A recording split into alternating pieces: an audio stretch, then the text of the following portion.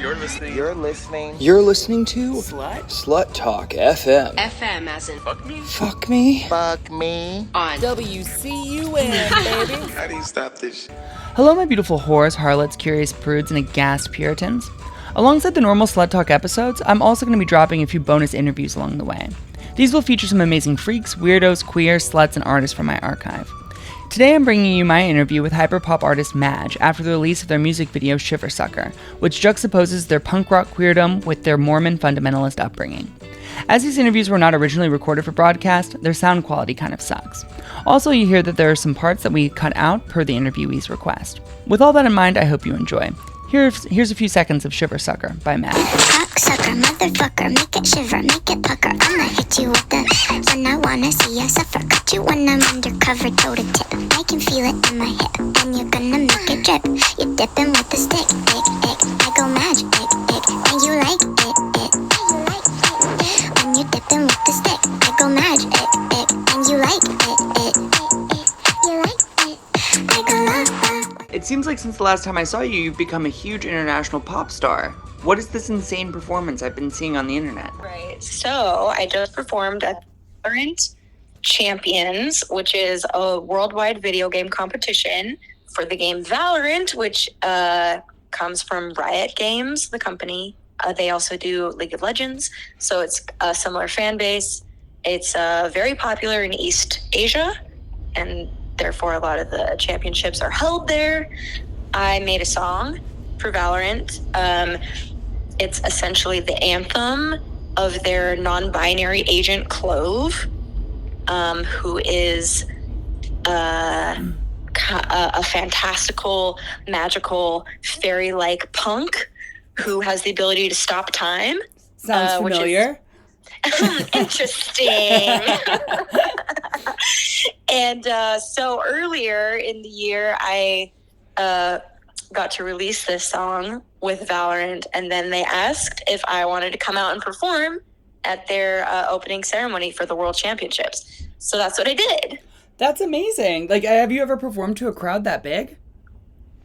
Not like that, no. I did have some kind of like guest appearance with this DJ Cascade, and that was also kind of a massive arena-like crowd, but it just wasn't the same level of live that this was. Like, this was literally like me singing, dancing, microphone, backup dancers. It was giving VMAs. Like, it was pretty crazy. It was insane. So no, I've never had an experience like this. Whoa, how do you feel? I mean, are you exhausted, or did it energize you, or? To be honest, I'm completely dissociative right now. I'm still trying to process what exactly happened and where I am and who I am, and yeah, it was wild. It's like I blacked out for a week, basically.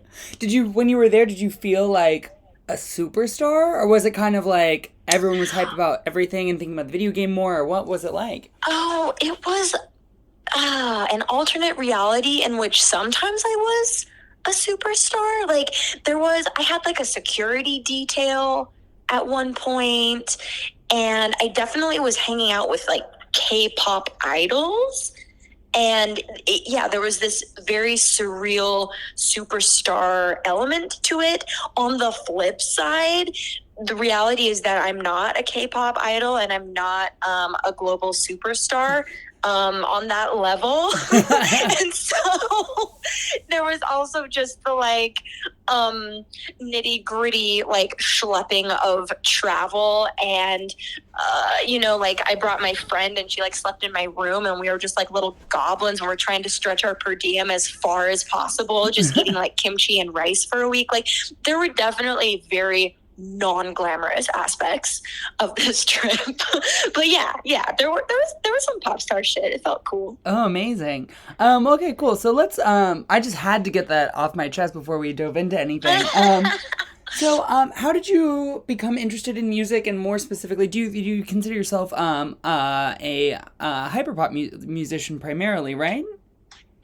Well, multiple parts to that question. The first part is that how did I get into music? Well, I grew up doing music. I grew up doing piano kind of neurotically. I did it competitively from a very, very young age. And my mother sacrificed a lot to be able to afford that. And she was very involved in that aspect of my life. I did not like music growing up. I loved listening to music and I loved creating it. I did not like performing classical music, though. Mm-hmm. It was rigid and oppressive and stressful.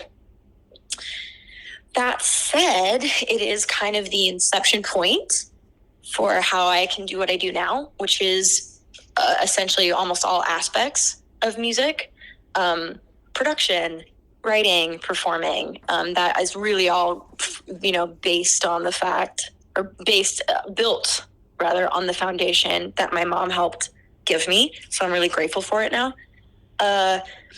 And then the kind of musician I am, yes, it's called hyperpop now. But fun fact is that Spotify invented that term to describe a playlist that they put my music on. I was on that playlist. What was it now? It was 2020, so it was 4 years ago-ish, almost 5 years ago. And I have somehow still ended up on that playlist over and over. And so, yes, I claim her. So you don't play hyperpop. You are hyperpop. I am, honey. That sounds completely egotistical. Realistically, though, I think that I was part of a bigger wave outside of myself of people making internet music, is how I describe it to my mother. And I was just one of many kind of experimenting with essentially bit crushed, sped up pop sounds.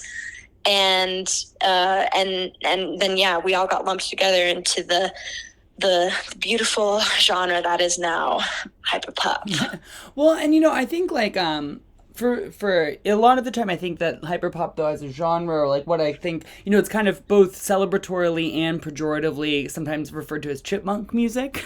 And there's something it has a really cool subculture around it and stuff, but I think in some ways that music itself can be a little inaccessible. But the stuff you've been making, the music video song, Shiver Sucker, and that and a few other songs that I've listened to of yours really kind of neatly, fit in, but also transcend kind of this place that pop music, mainstream pop music, is going on its own, Billie Eilish's new album,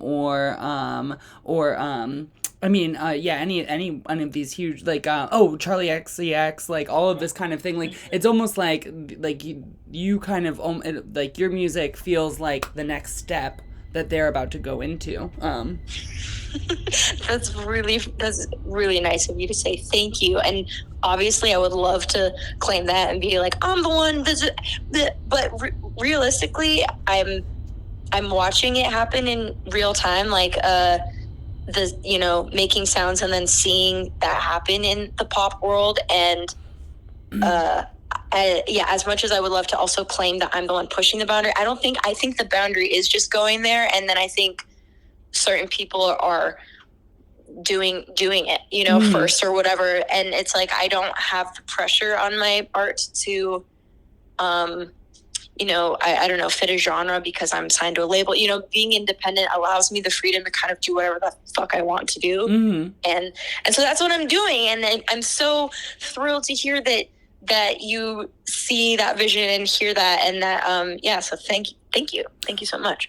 I'm going to keep making weird shit. As long as I can. I guess kind of the point, the point, kind of another point to that question though too is do you, I guess with this level of popularity in the kind of a general vibe or milieu of what you're already creating, do you see yourself being able to kind of make a stake in that more mainstream pop world at this point in time? Right, yeah. I actually would love to be able to transition into something that's a little bit more accessible.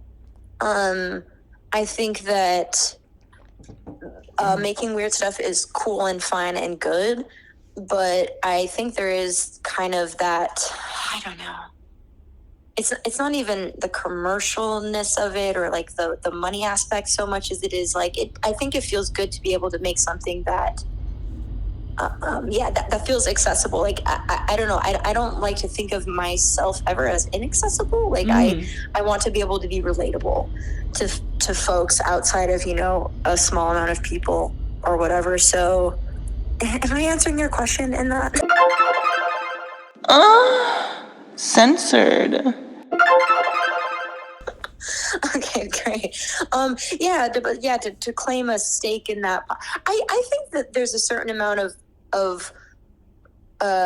claim that I can stake that I can claim. In what I'm doing and how it translates to the current sound of the moment. Yeah, but I also think again that I'm part of just like a greater wave of consciousness that as all, you know, creative genre shifts go. Like I think that you tap into it at a certain point, and you know, the people who can really tap in at the right moment get to like surf that wave, and that's beautiful. Or the right moment and discovered by the right person and the right mood. You know, all of that.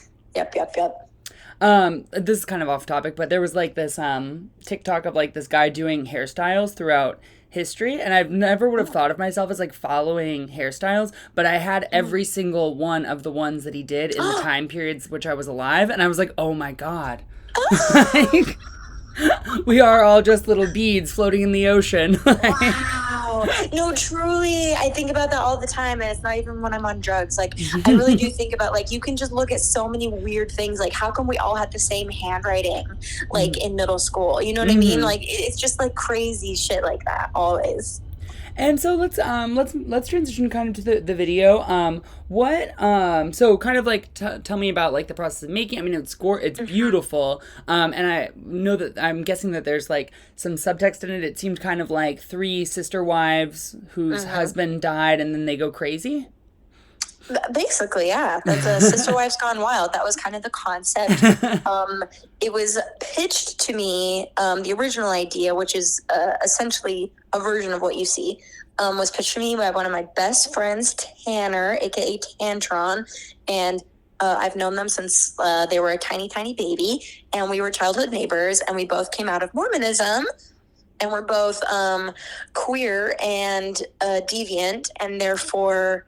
it's a match made in hell.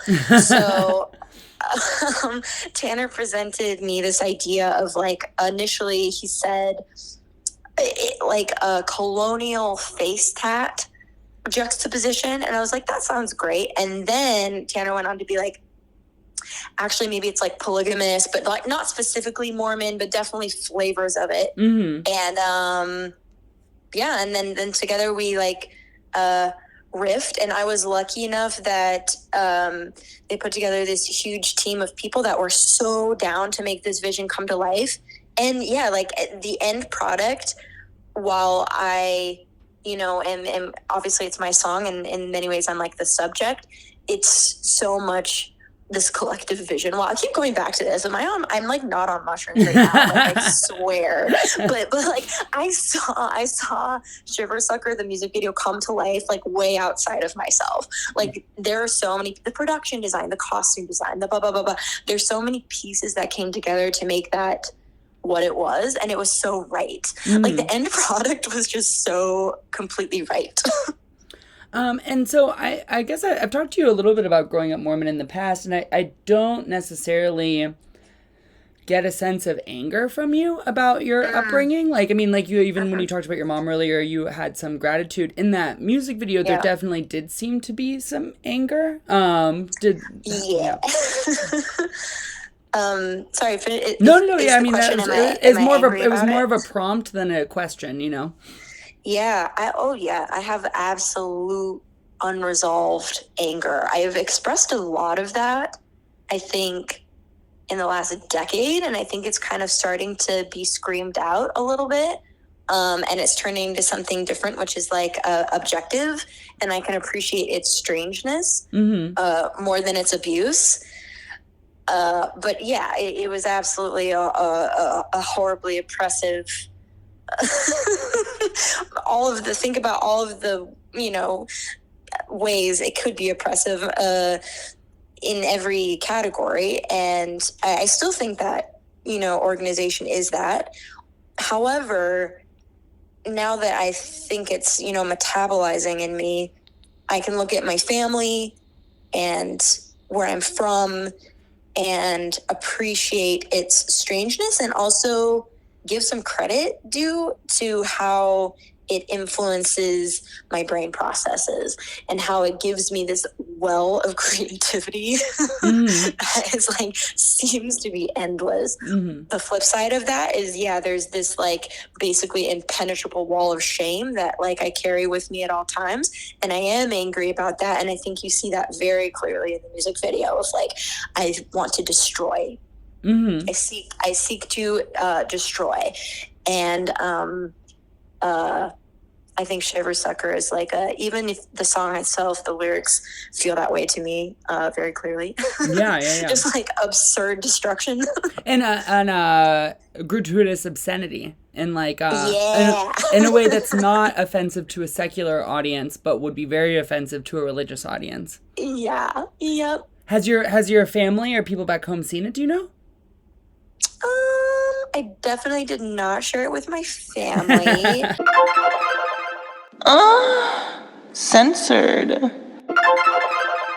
There are folks I went to like high school with that like saw it and really loved it and reached out to me, and they're like, oh my God, it's like, there are definitely Mormons and ex-Mormons in my life who saw it and understood and reached out to me to let me know, and that feels good. Yeah. Or I'm sure like it could feel very cathartic, especially for a young Mormon person who feel like, or not even just Mormon, right. If it's Islam or evangelical Christianity or Hasidism, like whatever. There's plenty of like any sort of like kind of radical religious group could definitely feel like a catharsis watching that and watching you like become this fully actualized person, mocking where you come from in a way. Are you at all worried about your family finding out about it or about like the art that you produce?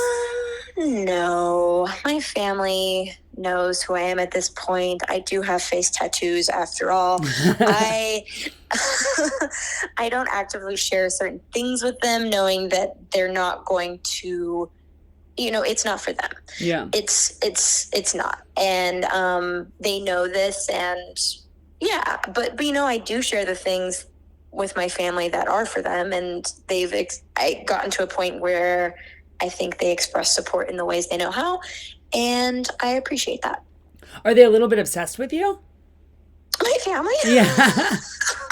No. No. I think my no. Well, sometimes I feel like if I ever go to especially an extended family gathering, I feel eyes. I definitely feel eyes and energy. But no, I think that sometimes, especially my brothers, aren't like aware of what I do at all. Like, they don't remotely. Get it. No. Yeah.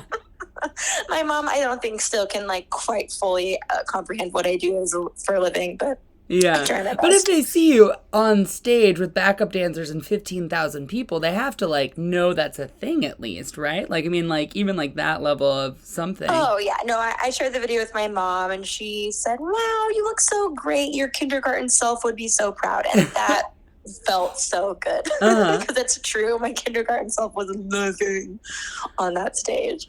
And I guess, so an interesting thing in talking to you, which I'm not surprised by, but I didn't know, is that you have like kind of like, an underpinning of gratitude in everything that you talk about, like whether it's the crew for the music video or your mom with the piano lessons or, whatever. Do you think that is your personality, or in some ways do you think that comes from, having a religious upbringing?